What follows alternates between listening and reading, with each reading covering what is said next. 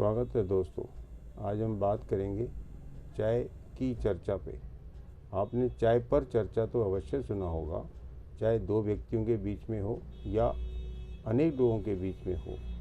चाय हम जानते हैं ये हमारे खान पान का एक बहुत बड़ा हिस्सा है।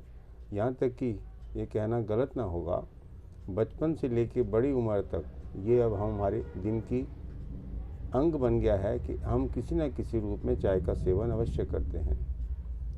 यदि हम खुश हैं तो भी चाय हम पीते हैं। यदि कोई स्नैक्स, पकौड़े या अन्य चीज़ें खानी हो तो पार्टी के रूप में अकेले या दुकेले अवश्य लेते हैं।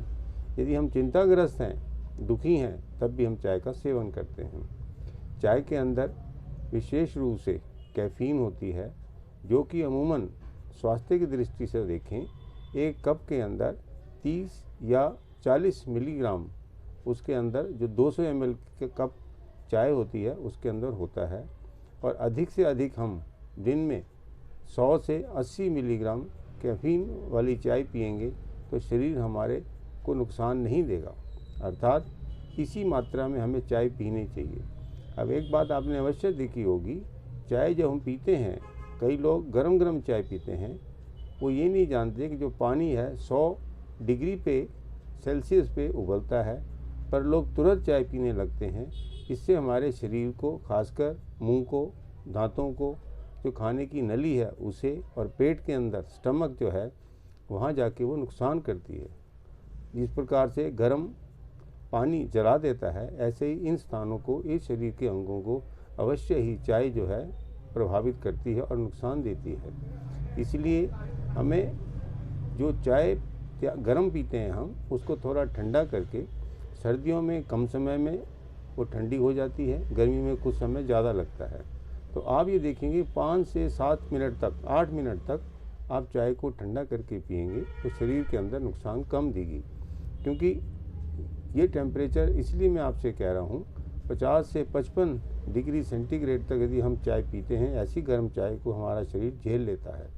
इसलिए ध्यान रखें, चाय जो है बहुत गर्म या जल्दी नहीं पीनी चाहिए। ये बहुत ध्यान देने की बात है। जैसा कि आप जानते हैं, चाय जो है हमारे शरीर में खून का सर्कुलेशन तेज करती है। इससे क्या होता है, शरीर के अंदर चुस्ती और तंदुरुस्ती आती है। वैसे चाय के अंदर नेचुरल जो फ्लेवोनॉइड्स होते हैं वो हमारे शरीर को फ़ायदा देते हैं, पर दूध के साथ मिलने से या चीनी से डालने से ये हमें एक प्रकार से हमारी इच्छा जो होती है चाय के प्रति, स्वादिष्ट स्वाद के लिए हम उसको पीते हैं, वो उतना लाभ नहीं करती। तो क्यों ना हम ऐसी चाय पिएं जो हमारे शरीर में चुस्ती स्फूर्ति लाए। शरीर के जो अंग हैं जो मैंने आपको पहले बताए, उन पर ये अपना कुप्रभाव ना डाले, वो खराबी ना हो। देखिए, आप देखते हैं चाय पीने वालों को अक्सर उनके दांत खराब होते हैं, मुंह के कैंसर देखने को मिल रहे हैं। ऐसे खाने की नली है उसके अंदर अल्सर होते हैं। इसके अलावा जो स्टमक है नीचे, जो यहाँ सब खाना इकट्ठा होता है, स्टमक जिसको बोलते हैं, वहाँ भी खराबी आ जाती है। पेप्टिक अल्सर, गैस्ट्रिक अल्सर, यहाँ तक कि कैंसर में भी परिवर्तित हो जाता है। इसके अलावा आप देखेंगे जो पेट के अंदर जो डाइजेस्टिव जूसेस हैं, जो शरीर को खाना हजम करने के लिए ज़रूरी हैं, उनकी भी मात्रा कम होने लगती है। या यूँ कहें, जैसे आयुर्वेद के लोग कहते हैं, हमारे जो डाइजेस्टिव पावर है वो कम हो जाती है या मंदाग्नि होती है, उससे भूख कम लगती है, पेट में गैस, अफारा, जलन ये अक्सर देखने को मिलता है। इसके अलावा पेट उनका साफ़ नहीं होता, कब्ज़ होती है। आगे आगे बहुत सारे जो एनोरेक्टल के रीजन हैं, बवासीर के, वो भी होने लगते हैं। ऐसे ही शरीर की इम्यूनिटी धीरे धीरे कम होने लगती है।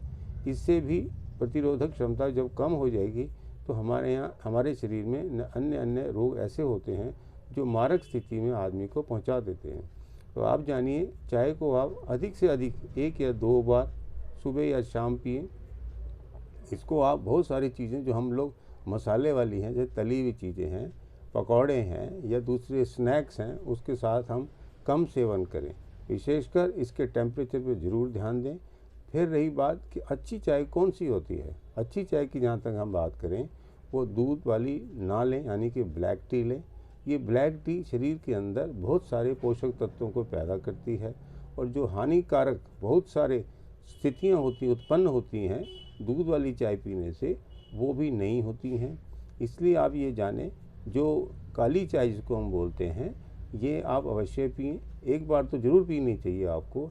इससे आपका हाजमा भी ठीक रहेगा, इससे आपका जो डायबिटीज़ है वो कंट्रोल रहती है, इससे आपका जो बैड कोलेस्ट्रॉल है वो कम होता है, एंटीऑक्सीडेंट का काम करती है, एंटी इन्फ्लेमेटरी होती है।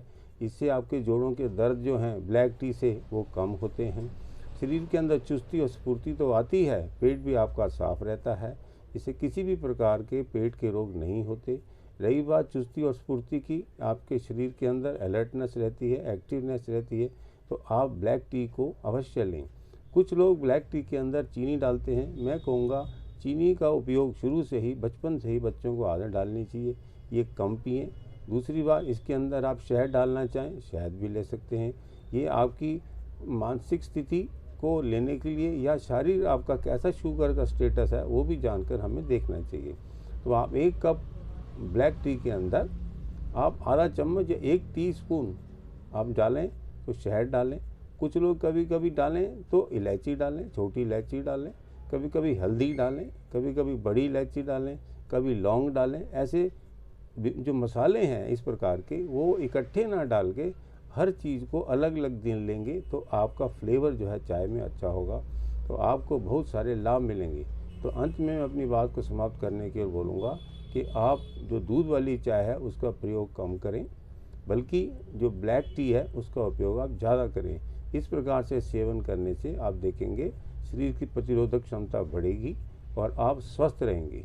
इसलिए मैं आप कहूँगा अगली बार आप चाय पिएं तो अवश्य ही ब्लैक टी का सेवन ज़रूर करें और enjoy black T. Thank you very much.